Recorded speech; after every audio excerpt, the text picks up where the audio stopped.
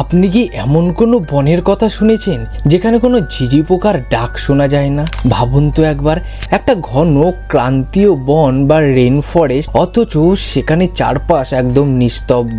এই অদ্ভুত নীরবতার কারণেই কেরালার পলক্কাদ জেলার এই জঙ্গলের নাম রাখা হয়েছে দ্য সাইলেন্ট ভ্যালি। কিন্তু এই বনের রহস্য শুধু তার নীরবতাতেই শেষ নয়। 70-এর দশকে এই বন এক লড়াইয়ের সাক্ষী হয়েছিল, যেখানে একটা জলবিদ্যুৎ প্রকল্প আর মানুষের তৈরি কংক্রিটের দেওয়াল হার মেনেছিল শুধুমাত্র প্রকৃতির জেদের কাছে। আপনি কি আন্দাজ করতে পারছেন কিভাবে শুধুমাত্র কয়েকটা বিরল প্রজাতির প্রাণীকে বাঁচাতে গিয়ে কোটি কোটি টাকার একটা প্রজেক্টটি বন্ধ করে দিতে হয়েছিল? গল্পটা শুরু হয় 1973 সালে। কেরালা স্টেট ইলেকট্রিসিটি বোর্ড সিদ্ধান্ত নিল যে কুন্তিপুজা নদীর ওপর একটা বিশাল বড় বাঁধ তৈরি করা হবে।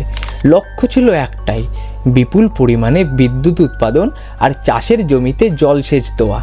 সরকার তৈরি, ইঞ্জিনিয়াররা তৈরি, এমনকি প্রজেক্টের ব্লুপ্রিন্টও তৈরি হয়ে গিয়েছিল। কিন্তু যেই মুহূর্তে কাজ শুরু হতে যাবে, অমনি বাধা এলো এক অদ্ভুত দিক থেকে।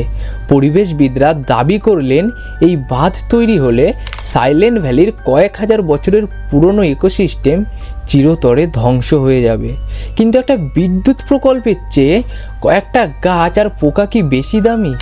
এই প্রশ্নটাই তখন পুরো ভারতকে দুভাগে ভাগ করে দিয়েছিল। সাইলেন্ট ভ্যালি কোনো সাধারণ বন নয়। এখানে এমন সব গাছপালা আর প্রাণী আছে যা পৃথিবীর আর কোথাও পাওয়াই যায় না। বিশেষ করে লায়ন টেলড ম্যাকাক নামের এক বিশেষ ধরনের বানর, যার অস্তিত্ব শুধুমাত্র এই পশ্চিমঘাট পর্বতমালায়। পরিবেশবিদরা বোঝানোর চেষ্টা করলেন যে কুন্তিপুজা নদীতে বাঁধ দিলে এই বানরের একটা বড় অংশ জলের নিচে চলে যাবে, আর তার ফলে যে জীববৈচিত্র্য নষ্ট হবে তার কোনো দিন ফিরে পাওয়া সম্ভব নয়। শুরু হলো সেভ সাইলেন্ট ভ্যালি আন্দোলন। স্কুল কলেজের ছাত্র থেকে শুরু করে কবি ও সাহিত্যিকরা রাস্তায় নেমে এলেন।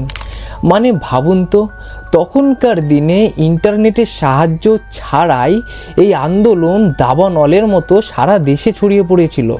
কিন্তু সরকার কি এত সহজে দমে যাওয়ার পাত্র? এখানেই গল্পটা পুরো উল্টে যায়। আসল ব্যাপারটা কিন্তু এখানেই শেষ না। লড়াইটা তখন আদালত পর্যন্ত পৌঁছে গেল। একদিকে দেশের উন্নয়ন আর অন্যদিকে প্রকৃতির ভারসাম্য। সরকার যুক্তি দিচ্ছিল যে এই প্রজেক্ট হলে হাজার হাজার মানুষ কাজ পাবে, কেরালা বিদ্যুতে স্বয়ংসম্পূর্ণ হবে। কিন্তু বিজ্ঞানীরা পাল্টা তথ্য দিলেন যে সাইলেন্ট ভ্যালির বন আসলে কয়েক লক্ষ বছরের বিবর্তনের ফসল। এখানে এমন কিছু ভেষজ উদ্ভিদ আছে যা হয়তো মারণ ব্যাধির ওষুধ তৈরি করতে পারে। এরপর যা হলো সেটা কেউ ভাবতেই পারেনি। 1980 সালে খোদ প্রধানমন্ত্রী ইন্দিরা গান্ধী এই লড়াইয়ে হস্তক্ষেপ করলেন। তিনি বুঝতে পেরেছিলেন যে বিদ্যুৎ আমরা অন্যভাবেও বানাতে পারি, কিন্তু একটা সাইলেন্ট ভ্যালি ধ্বংস হয়ে গেলে তার কোনো ল্যাবরেটরিতে বানানো একদম সম্ভব নয়। অবশেষে সমস্ত প্রতিকূলতা কাটিয়ে প্রজেক্টটি বাতিল করা হলো এবং 1984 সালে একে জাতীয় উদ্যান হিসাবে ঘোষণা করা হলো। এখানেই লুকিয়ে আছে মানুষের ওপর প্রকৃতির এক মস্ত বড় জয়। এই ঘটনাটার একটা গভীর দিকও আছে। সাইলেন্ট ভ্যালি আজও আমাদের কাছে একটা বড় রহস্য, যে কেন এখানে একটাও ঝিঝি পোকা নেই। তা নিয়ে আজও অনেক বিতর্ক আছে। অনেকে বলেন এই বনের অদ্ভুত ভৌগোলিক গঠনই এর কারণ। আবার অনেকের মতে বনের ভেতরে অন্ধকার এতটাই নিশ্ছিদ্র যে কোনো শব্দই সেখানে বেশিক্ষণ স্থায়ী হয় না। এই বন আজও তার প্রাচীন রূপ ধরে রেখেছে, কারণ মানুষ সেখানে হস্তক্ষেপ করতে পারেনি। বিজ্ঞানীরা আজও এই বনের গহীনে নতুন নতুন প্রজাতির খোঁজ পাচ্ছেন। হয়তো কোনো অজানা সত্য বা কোনো আশ্চর্য প্রাণী আজও সাইলেন্ট ভ্যালির সেই ঘন কুয়াশার আড়ালে লুকিয়ে আছে, যা বিশ্বকে চমকে দিতে পারে। এটা কি শুধুমাত্র একটা বন, নাকি পৃথিবীর ফুসফুসের একটা বিশাল অংশ যা আমরা কোনো ক্রমে ছিঁড়ে যাওয়া থেকে বাঁচিয়েছি? অবশেষে গল্পটা এখানে দাঁড়ায় যে সাইলেন্ট ভ্যালির জয় আসলে প্রমাণ করে দেয় যে মানুষ চাইলে ধ্বংসের বদলে সৃষ্টিকেও বেছে নিতে পারে। সেই জলবিদ্যুৎ প্রকল্প আজ হয়তো ইতিহাস হয়ে যেত, কিন্তু এই বন আজও বেঁচে আছে আমাদের ভবিষ্যৎ প্রজন্মের জন্য।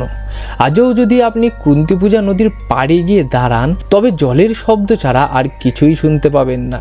সেই নিস্তব্ধতা যেন বারবার আমাদের মনে করিয়ে দেয় যে উন্নয়নের নামে প্রকৃতিকে বলি দেওয়া কতটা বিপজ্জনক হতে পারে। সাইলেন্ট ভ্যালি আজও মাথা উঁচু করে দাঁড়িয়ে আছে এক অদ্ভুত নীরবতায়, যা কোনো কোলাহলের চেয়ে অনেক বেশি শক্তিশালী। সাইলেন্ট ভ্যালির এই জেদার লড়াইয়ের গল্প শুনে আপনার কি মনে হচ্ছে? আপনার কি মনে হয় পরিবেশ বাঁচাতে গিয়ে বড় বড় প্রজেক্ট বন্ধ করা সঠিক সিদ্ধান্ত, নাকি উন্নয়নের সাথে আমাদের আপোষ করা উচিত? এই রোমহর্ষক লড়াই নিয়ে আপনার মতামত কমেন্ট বক্সে অবশ্যই জানাবেন। আর ভারতের এরকম আরও কত লুকানো রহস্য আছে তা জানতে আমাদের সাথে জুড়ে থাকুন। দেখা হচ্ছে খুব তাড়াতাড়ি পরের ভিডিওতে। চ্যানেলটাকে সাবস্ক্রাইব করে বেল আইকনটা দাবিয়ে আমাদের সাথে জুড়ে থাকুন। ধন্যবাদ।